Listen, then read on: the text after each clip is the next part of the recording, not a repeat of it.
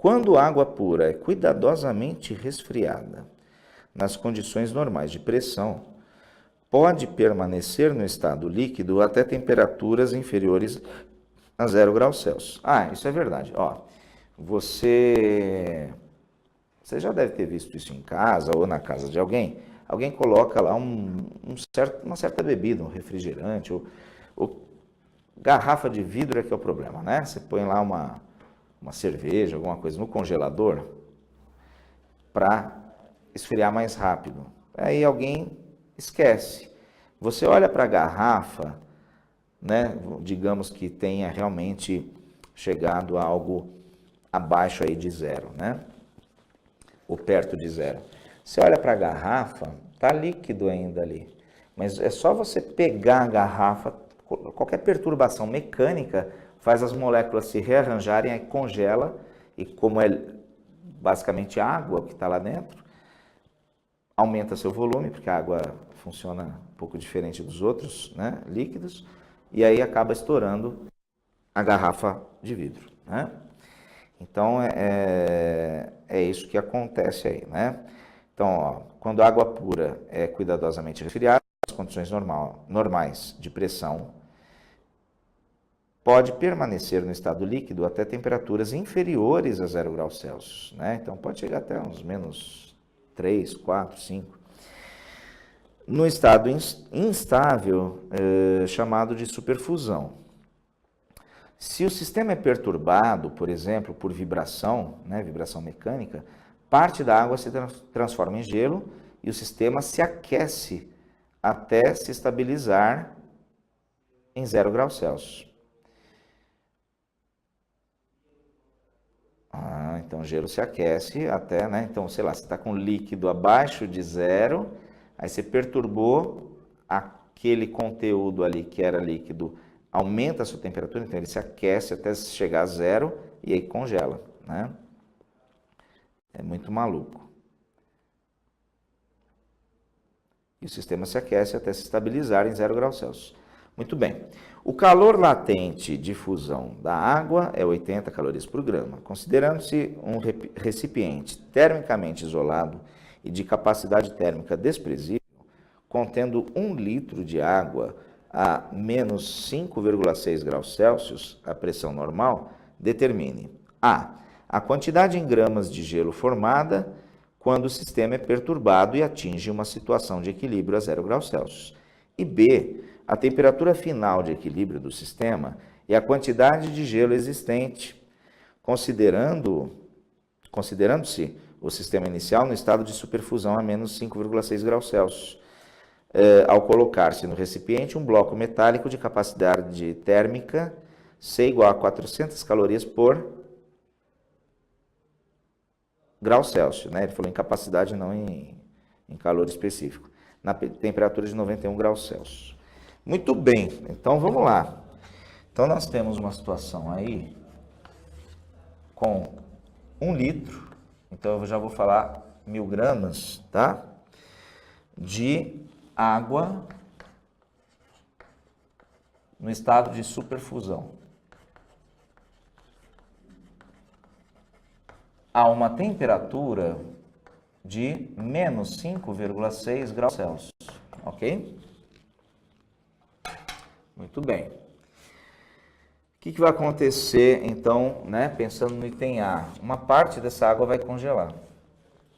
E o pedido do item A é a quantidade em gramas de gelo formada. Tá bom. Então, suponhamos que M seja a massa de gelo formada.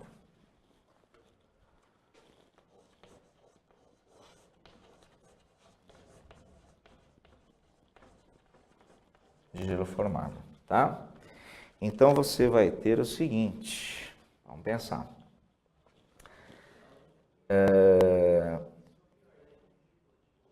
Você tem o calor, né? O que vai acontecer? Essa água vai aquecer e esse calor do aquecimento aí vai para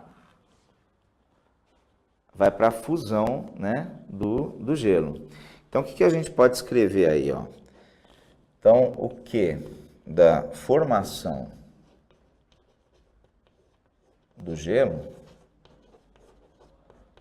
é igual ao calor recebido pela água líquida, né? Quando a gente fala água aqui, entenda-se água líquida, tá?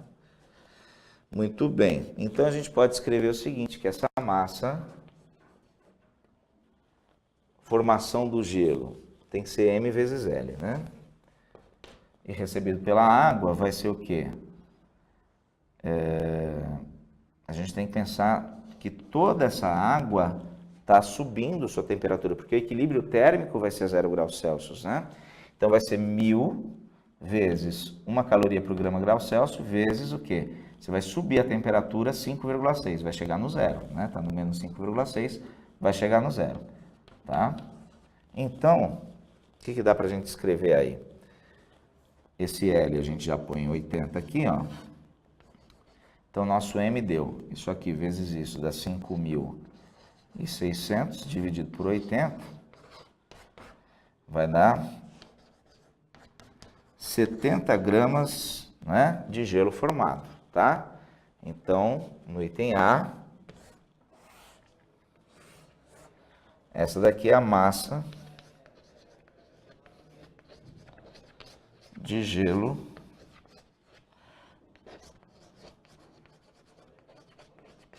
formado. Agora, no item B, ele já fala um pouquinho, né, uma outra situação, um pouquinho diferente. Você está com a mesma quantidade de água em superfusão, né? E, deixa eu ver aqui.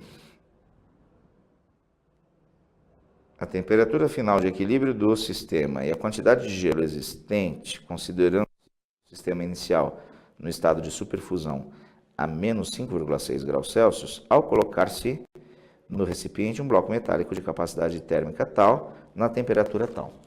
Então, o que a gente vai fazer? Não entender?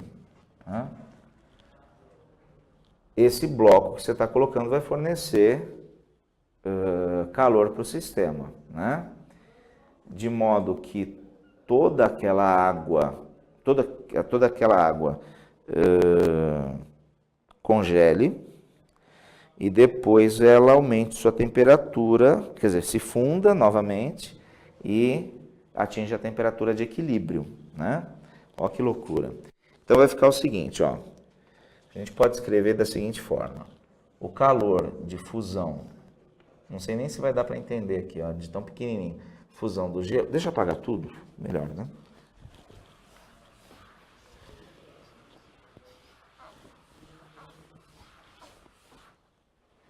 Então, no item B, né? O Q de fusão do gelo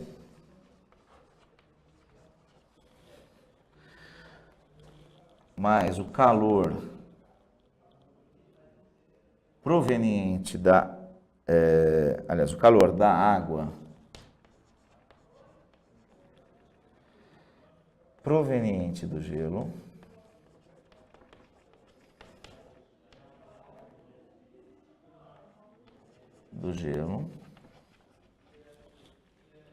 mais o calor da água a 0 graus Celsius, mais o calor cedido, né, pelo metal, tudo isso tem que dar 0 graus, tá? 0 graus Celsius. Então, o que dá para a gente brincar aí, né? Você vai fundir o gelo, tá? Para fundir, vamos pensar, né? No item A, a gente descobriu, no item A, que apenas 70 gramas daquela água que estava, né, em estado de superfusão vai chegar a temperatura, né, vai chegar a se tornar gelo, só 70 gramas. E o restante vai subir a temperatura de menos 5,6 até zero. Então, a gente vai ter que fundir esses 70 gramas. Então, 70 vezes os 80, que são aí, o calor latente, né, de fusão do gelo.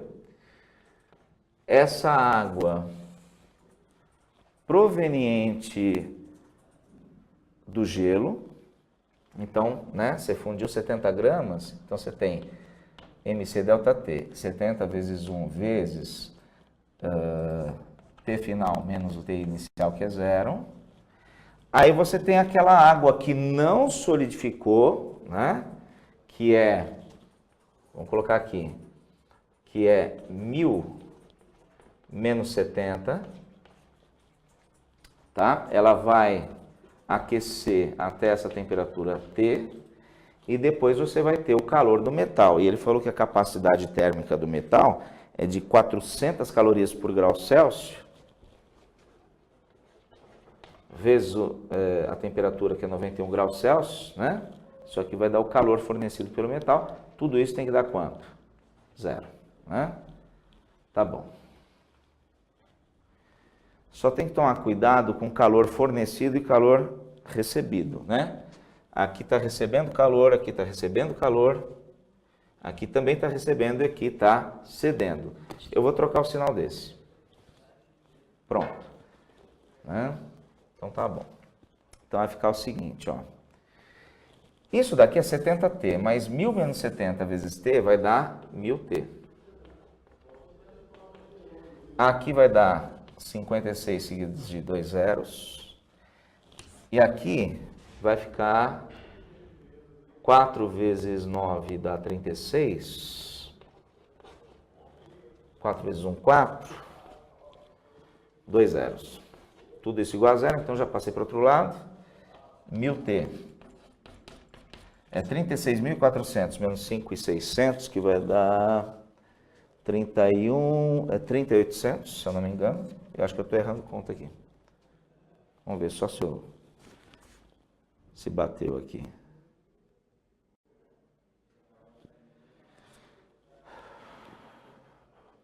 Uhum.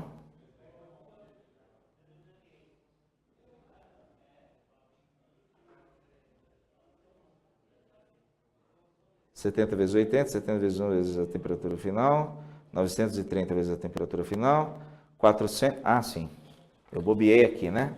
Aqui é temperatura final menos a temperatura inicial, que é 91. Então, aqui não tinha necessidade de trocar esse sinal, né? Já estava negativo. Então, vamos só terminar essa parte, que a gente já está estourando o tempo, né? Já estourou. Então, ó, vamos lá. Esse cara, né? Esse com esse, como nós dissemos, vai dar 1000T. Aqui a gente vai ter que fazer uma continha a mais, então tem 400T. Menos 400 vezes 91, essa conta dá isso, né? E vamos lá. Talvez agora fique bonito, né?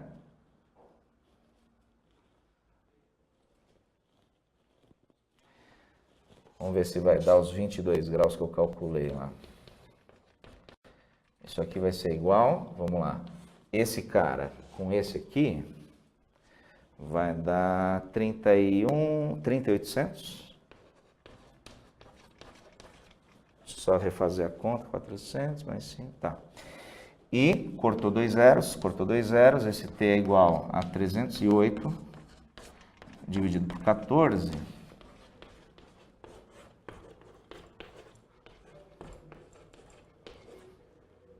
22 graus, exatamente. Então, tá batendo com o que eu já tinha feito. Tá? Então, tá aí. Temperatura final